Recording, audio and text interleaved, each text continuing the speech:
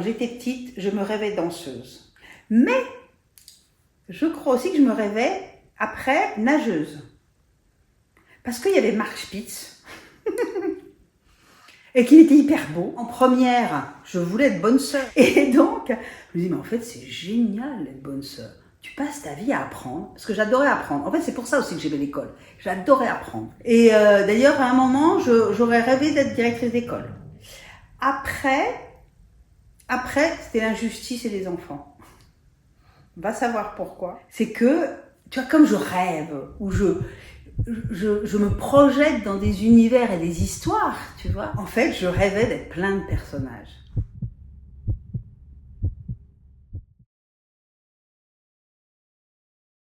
On était 4 filles très différentes. Moi, qui aurait dû être un garçon parce que j'étais la 3e et qu'en plus il y en a eu un avant, on m'appelait le garçon manqué. Et je disais, non, je suis une fille réussie. C'est rigolo ça. J'avais des couettes, des grandes nattes. J'étais très souvent en short, ou tu vois, en t-shirt. J'adorais la gym, je faisais de la danse classique.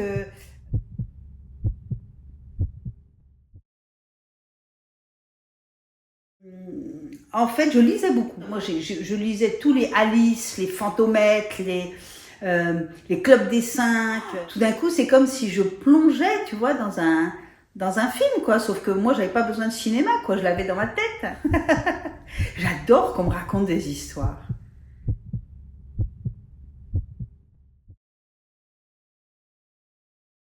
Je sais pas, je devais avoir, je pense, 6 ans ou 7 ans. Et en fait, j'ai fait de la peinture, normale. Et là, je sais pas ce qui nous est arrivé. On s'est mis à se peinturer le visage.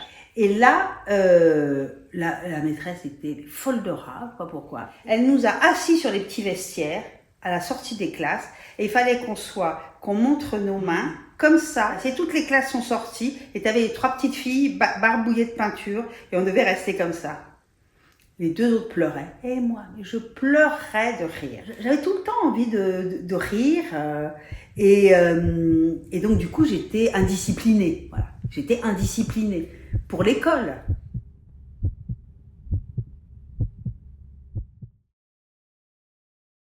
Je suis psy de formation. Ensuite, j'ai travaillé vraiment en entreprise parce que je fais partie d'une génération qui avait vraiment envie de gagner sa vie, de faire des choses intéressantes. J'ai fait des ressources humaines pendant presque 28 ans. Ça, c'était très intéressant, j'ai trouvé, en tant que jeune femme, de s'épanouir professionnellement.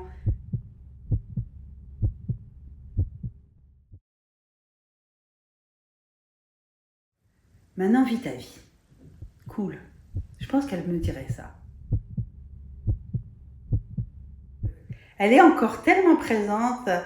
C'est vrai que quand on y pense, c'est émouvant, tu vois, oh, je la vois, elle était mignonne. Je crois que je lui dirais, viens, on va jouer. Je crois que je lui dirais que ça. Tu viens, on va jouer. Et je crois que je l'emmènerais faire de la peinture. Oui, je crois qu'on irait faire de la peinture et si on veut, on s'en mettrait plein la bouille. C'est pas grave, on a le droit.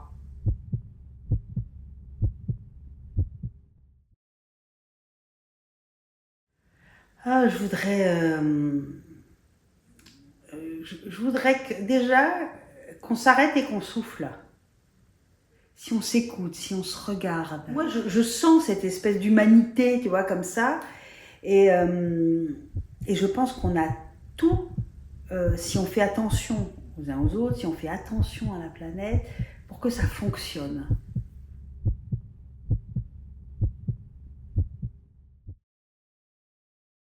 Eh bien, je créerais une immense fontaine d'énergie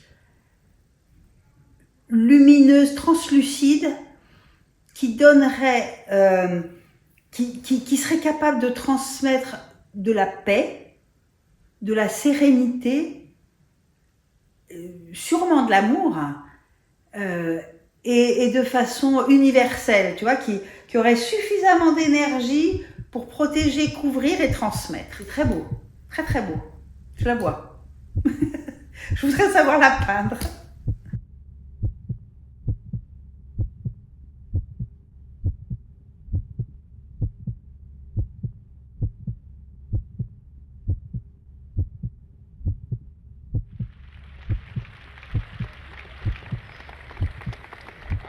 have a dream that one day down in Alabama, with its vicious racists, with its governor having his lips dripping with the words of interposition and nullification.